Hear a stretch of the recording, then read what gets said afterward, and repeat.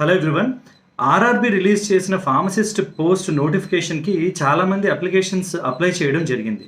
అయితే అప్లికేషన్ ప్రాసెస్లో కొంతమందికి ఇంకా కొన్ని డౌట్స్ నన్ను రిపీటెడ్గా అడుగుతున్నారు. అవి క్లియర్ చేయడానికి ఈ వీడియో చేస్తున్నాను. కొంతమంది ఈ అప్లికేషన్ అంతా ఫిల్ చేసిన తర్వాత లాస్ట్లో ఒక డైలాగ్ బాక్స్ వస్తుంది. ఏంటి అంటే, you are not eligible for any of the post under selected RRB, refer para 5.0 to 5.2 of the detail notification అని ఒక డైలాగ్ బాక్స్ వస్తుంది. సి 5.0 to 5.2 అనేది it is about age relaxation, అంటే మీ ఏజ్కి సెట్ అవుతుందా లేదా. దానికంటే కూడా నేను అబ్జర్వ్ చేసింది ఏంటి అంటే, మీరు అప్లికేషన్ ఫిల్ చేసేటప్పుడు మీ ఎడ్యుకేషనల్ క్వాలిఫికేషన్స్ ఇవ్వాలి. ఎడ్యుకేషన్ క్వాలిఫికేషన్ ఇచ్చేటప్పుడు ఒక ఆర్డర్లో ఇవ్వాలి. ఫస్ట్ 10th క్లాస్ డీటెయిల్స్ ఇచ్చి, తర్వాత ఇంటర్మీడియట్ ఇచ్చి, తర్వాత డిప్లొమా ఆర్ బీఫామ్ డీటెయిల్స్ ఇవ్వాలి. మీరు ఈ ఆర్డర్ సరిగ్గా ఇవ్వకుండా, అంటే 10th తర్వాత డిప్లొమా ఆర్ బీఫామ్ ఇచ్చి తర్వాత ఇంటర్మీడియట్ ఇచ్చినా, లేదా 10th తర్వాత డిప్లొమా బీఫామ్ అని ఇచ్చి ఇంటర్మీడియట్ గురించి ఇవ్వకపోయినా చాలామందికి ఈ డైలాగ్ బాక్స్ వస్తుంది, యువర్ నాట్ ఎలిజిబుల్ అని వస్తుంది. ఒకసారి మళ్ళీ మీ అప్లికేషన్ ప్రాసెస్లో వెనక్కి వెళ్ళి ఆ ఎడ్యుకేషనల్ క్వాలిఫికేషన్లో సరిగ్గా ప్రాపర్గా ఫిల్ చేయండి. ఫస్ట్ 10th క్లాస్ ఇవ్వండి. 10th క్లాస్ మోస్ట్లీ మన అనేది SSC, state secondary certificate board అని వస్తుంది. Second one is intermediate, BIE, board of intermediate education అని వస్తుంది. తర్వాత డిప్లొమా ఆర్ బీఫామ్ డీటెయిల్స్ వేయండి. ఈ ఆర్డర్లో లేకపోయినా చాలామందికి ఈ ప్రాబ్లం వస్తుంది. ఒకసారి ఆర్డర్ కరెక్ట్ చేసుకుంటే everything will be fine, application accept అవుతుంది.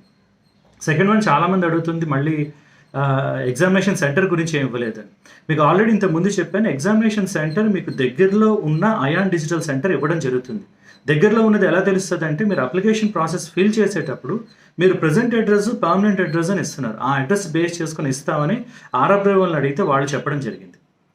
థర్డ్ వన్, ఓబీసీ ఎన్సీఎల్ గురించి ఆల్రెడీ నేను చెప్పాను. మనకి తెలుగు రాష్ట్రాల్లో బ్యాక్వర్డ్ కమ్యూనిటీ బీసీస్కి క్లాసిఫికేషన్ ఉంది, బీసీఏ, బీసీడి అని. సో మన స్టేట్లో ఎప్పుడైనా క్యాస్ట్ సర్టిఫికేట్ బీసీది ఇస్తే బీసీఏ, బీసీబీ, బీసీసీ అలా ఇస్తారు. కానీ సెంట్రల్ గవర్నమెంట్ జాబ్స్కి ఎప్పుడు అదర్ బ్యాక్వర్డ్ క్లాస్ అని అన్నిటికీ కలిపి ఓబీసీ సర్టిఫికేట్ ఉంటుంది. ఓబీసీ సర్టిఫికేట్ వ్యాలిడ్ అవ్వాలి అంటే మీ ఇన్కమ్ లెవెల్స్ 8 lakhs కన్నా తక్కువ ఉండాలి పెర్ యానం. ఇది రూల్ అనమాట. ఆ ఇన్కమ్ లెవెల్స్ తక్కువ ఉండనే నాన్ క్రీమీ లేయర్ అంటారు. క్రీమీ లేయర్ అంటే ఇన్కమ్ బాగా ఉన్నవాళ్ళు, 8 lakhs కన్నా అబవ్ ఉన్నవాళ్ళు అని అర్థం.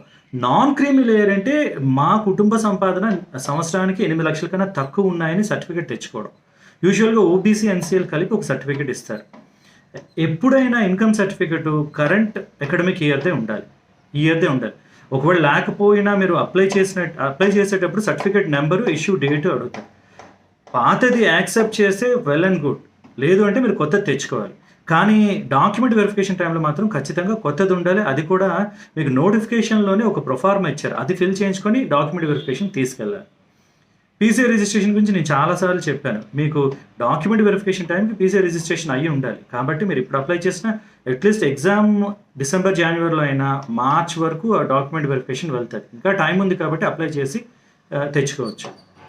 నా last but not the list, application వచ్చింది, నోటిఫికేషన్ వచ్చింది, అప్లై చేసేసారు. ఇంకా the next part is about your preparation.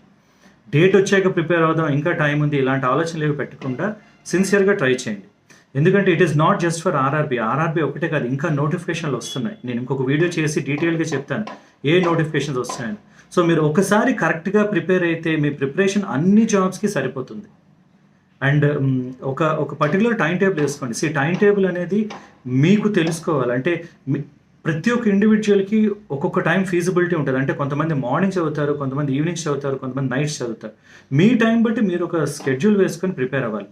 Without any planning exams చేయడం కష్టం. మీరు అంటే మీ ప్రోగ్రెస్ ఎంతో చూసుకోవాలి. ఎవ్రీడే కొంతవరకు చదువుతున్నానా లేదా, నోట్స్ ప్రిపేర్ చేసుకుంటున్నానా లేదా, ఇవన్నీ లేకుండా మాత్రం ఏ కాంపిటేటివ్ ఎగ్జామ్లో సక్సెస్ రావడం కష్టం.